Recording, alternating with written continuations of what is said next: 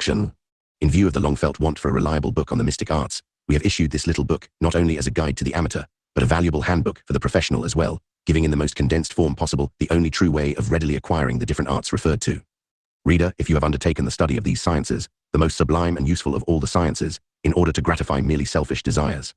If you intend to use the information here given for your own interest alone, and to the detriment of your fellow men, let us earnestly entreat of you, for the good of others, and for your own peace of mind in this world and the next, to close the book when you finish this sentence, and either commit it to the flames, or give it to someone with purer motives, and more benevolent designs.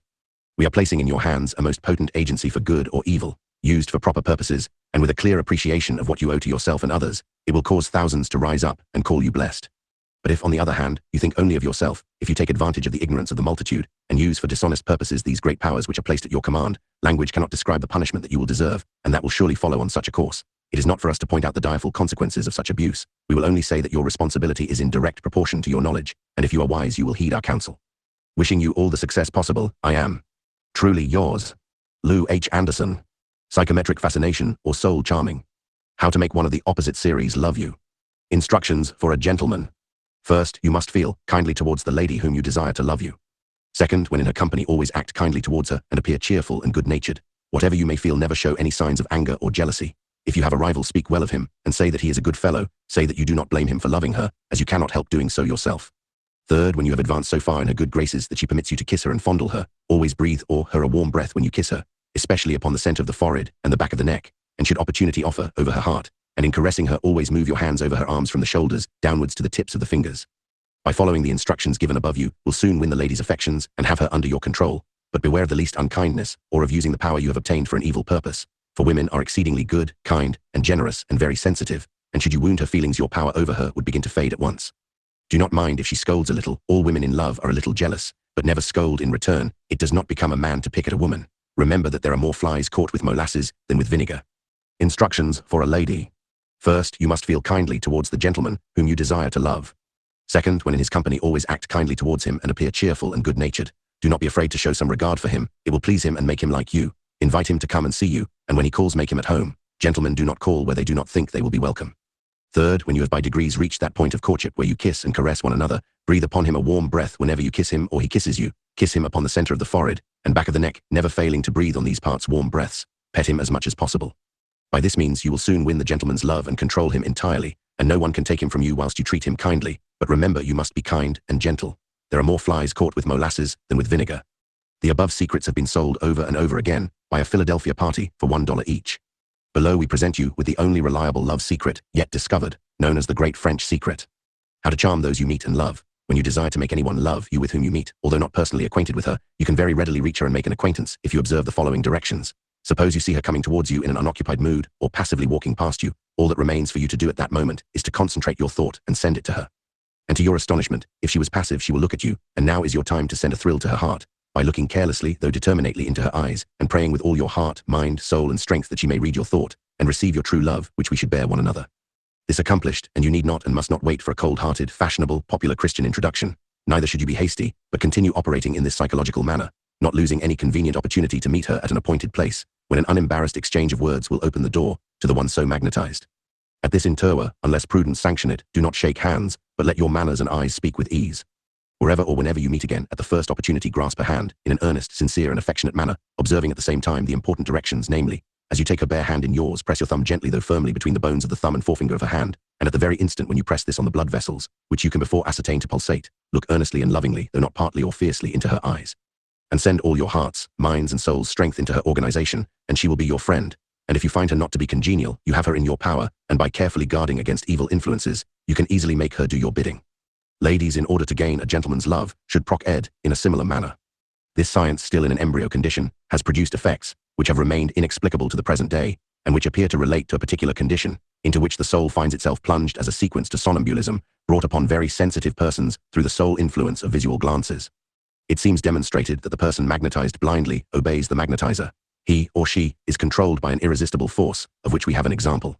This slaver of the will, while in a magnetic condition, has been, it is said, pushed so far that upon one occasion, a somnambulist armed with a paper knife, which, upon command of the magnetizer, she took for a dagger, threw herself up on a person to strike him, while imploring the magnetizer not to cause her to commit a crime.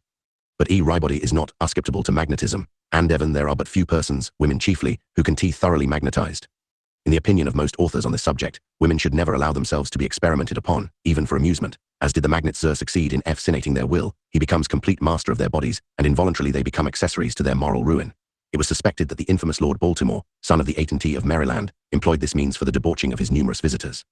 That alone and the science demands, on investigating it, the mysteries of physiology are growing daily clearer. Tomorrow, perchance, a beam of light will illuminate magnetic phenomena and science will define their laws.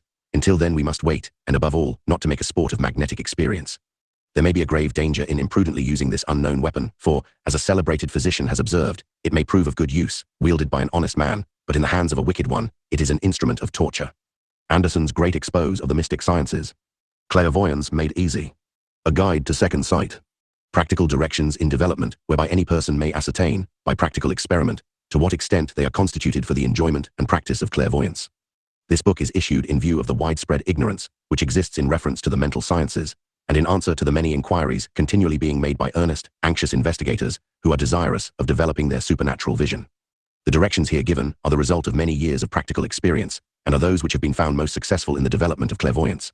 They are sent forth with the hope that they may be the means of spreading light, knowledge, and happiness, where now exist darkness, ignorance, and misery. The time has been when to assume to treat of the subject under consideration would have subjected the author to the contempt of the scientific and religious world, and the phenomena to the incredulity of many well-disposed persons. The subject of clairvoyance may be justly deemed to have been hitherto somewhat unpopular, and it is one which from its peculiar nature is easily made the theme of ridicule and banter, and thus has been brought into ill repute with even serious minds, while the learned have deemed it a realm too mystic and shadowy to invite their researches, even with a view to confute its assumptions. But the subject cannot longer be ignored. Ridicule must give way to reason, and theory to practice, the ideal to the real. Of the truth of clairvoyance there cannot be the possibility of the shadow of a doubt. On all hands it has come to be regarded as a subject that cannot be successfully controverted. Among all nations, tribes, peoples, kindred, and tongues, from the beginning of the world until now, there has not been one which denied presentiments, visions, and apparitions. On the contrary, it has been the universal custom from the immemorial to consult those who were divinely inspired, naturally endowed with the special gift of prophecy, and who, by astrology, psychometry, divination, familiar spirits, clairvoyance, and other occult powers, were able to make clear hidden things, interpret dreams, or foretell coming events, and practically demonstrate the past, present, and future. History is replete with the wonderful revelations of prophets and seers in all ages. No apology is therefore necessary for our little book, and although a work of this nature will be quite sure to encounter the skepticism and opposition of many who will attribute the phenomena here treated to a disordered imagination or to visual illusion, and accordingly be disposed to regard with contempt the serious consideration of the subject, yet multitudes there are who will gladly welcome this effort as an attempt to draw aside the veil, which has heretofore too largely curtained from human view the sublime realities of another world. The following instructions are to enable those who may feel it a duty or a pleasure to enter upon the investigation of the philosophy of this science to do so intelligently, and accomplish the desired end in the shortest possible period. Clairvoyance is an inherent latent power residing in the brain, by which one is enabled to discern objects without the aid of the ordinary sense of vision. This power is possessed by all persons in a greater or less degree, and by proper development or cultivation may become as great a source of pleasure and profit as any of the physical senses. As our object is practical instruction, we will not enter into any elaborate arguments in reference to the theory of clairvoyance, but proceed to lay down certain specific rubs, whereby all may determine for themselves how well adapted they are for the practice and enjoyment of this most beautiful of all the mental sciences.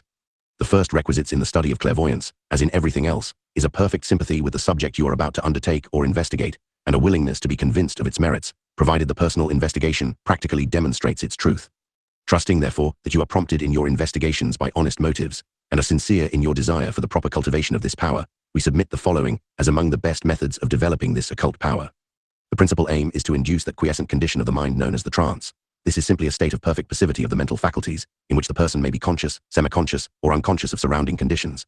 In order to attain this most readily, you must retire to a quiet room where you can be perfectly free from noise and anybody or anything that would unnecessarily attract your attention after you once become absorbed in your meditations.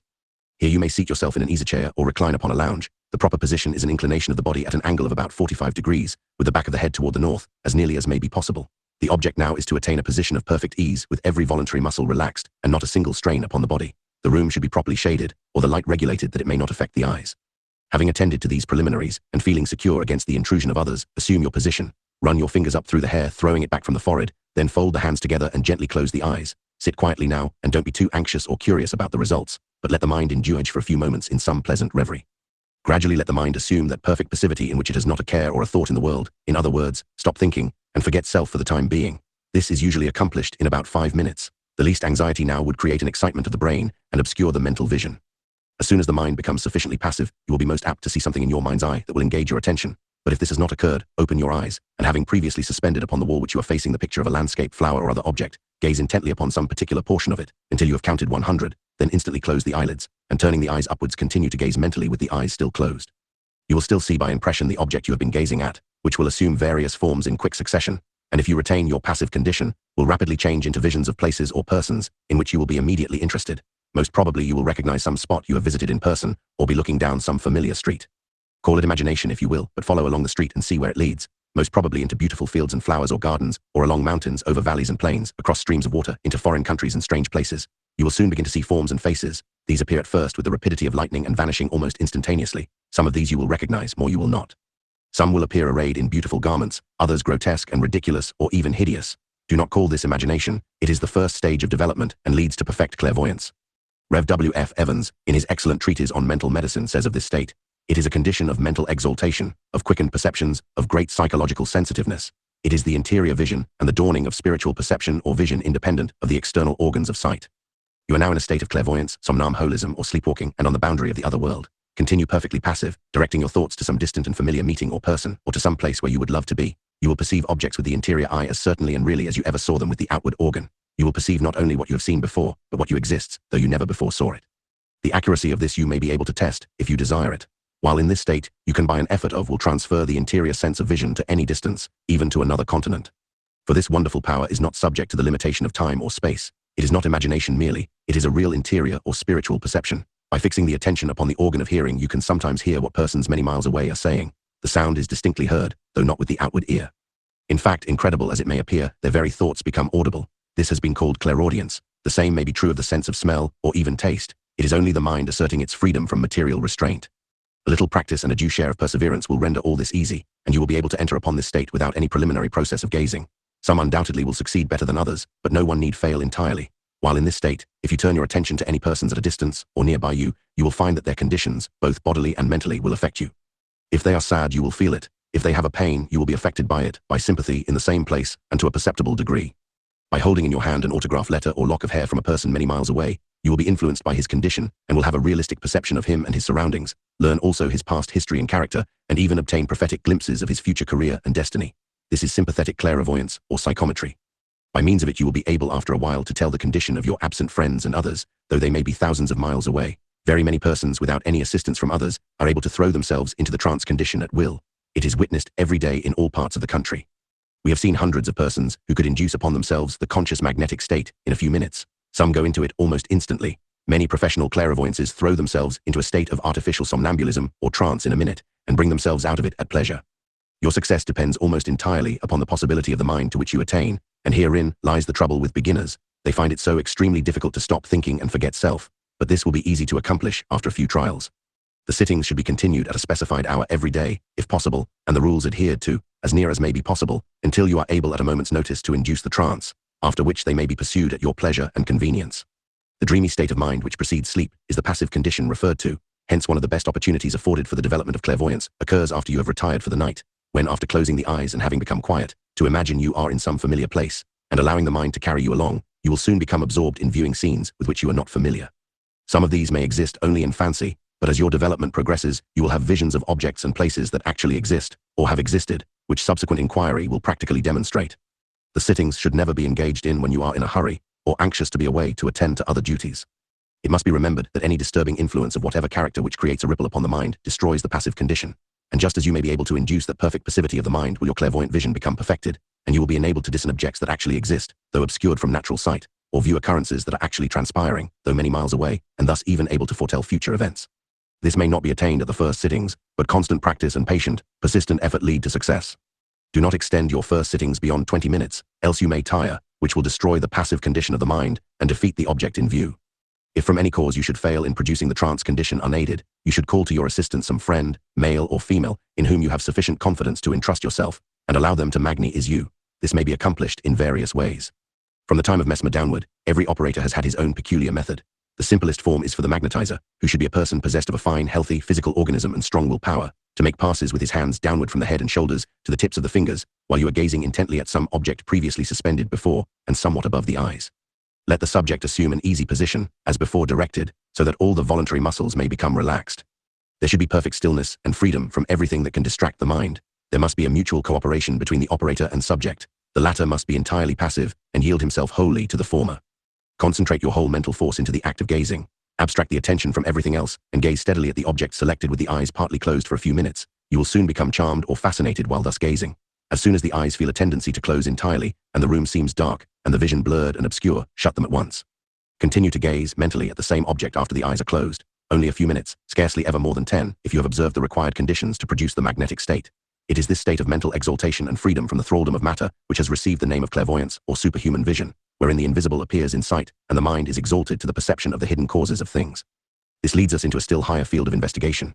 Magnetism is the science which puts man into communication with the world of spirits, and connects this lower and rudimentary sphere with a higher range of life and intelligence. All the writers on animal magnetism agree that persons in the higher stages of the magnetic state find themselves in communication with the spirit world. One distinguished writer says of clairvoyants, they hold long conversations with the spirits, to whom the latter often give names and dates, and who, in many cases, according to their own account, are the spirits of departed friends or relations. The remarks and answers of these beings seen in vision are reported by them. Some of them affirm that every person has an attendant good spirit, perhaps also an evil one of inferior power. Some can summon, either of themselves or with the aid of their attendant spirit, the vision or spirit of any dead relation or friend, and even of persons also dead, whom neither they nor their magnetizer have ever seen. And the minute description given, in all cases, of the person seen or summoned, is afterward found to be correct. In the magnetic condition, whether self-induced or otherwise, the spirit becomes freed in a measure from the material limitations of time and space. Distance is annihilated, and the partially emancipated spirit soars on wings of thought and desire, across continents to distant realms, and sees and hears what is there transpiring. It may travel to the remotest worlds of space and hold communion with the inhabitants thereafter. There are many persons who have the power of detaching or abstracting the mind or spirit from the bodily organism. Among the earliest and most remarkable cases of modern times was that of Swedenborg, who is said to have been in open communication with the spirit in world for 26 years. Since his time, thousands of well-anticipated cases are on record in all parts of the known world, proving the truth of the return of the spirits of the departed, and the possibility of an intelligent intercourse with them by those still living in this mundane sphere. This leads into that field of investigation above referred to, which it is not the province of this book to enter further, and for the elucidation of which the investigator is referred to the various works on modern spiritualism by eminent authors. It will be found advantageous, after you have become somewhat accustomed to inducing the trance, to sit with other persons who are developing this power, or who may be in sympathy with the subject, and to whom you are not afraid of appearing ridiculous or otherwise, and to form a circle by joining hands, and each one describing the visions as they appear, which are frequently seen by others in the circle as they are described, which also aids in giving strength and variety to the mental vision. How to form spirit circles. Inquirers into spiritualism should begin by forming spirit circles in their own homes, with no spirit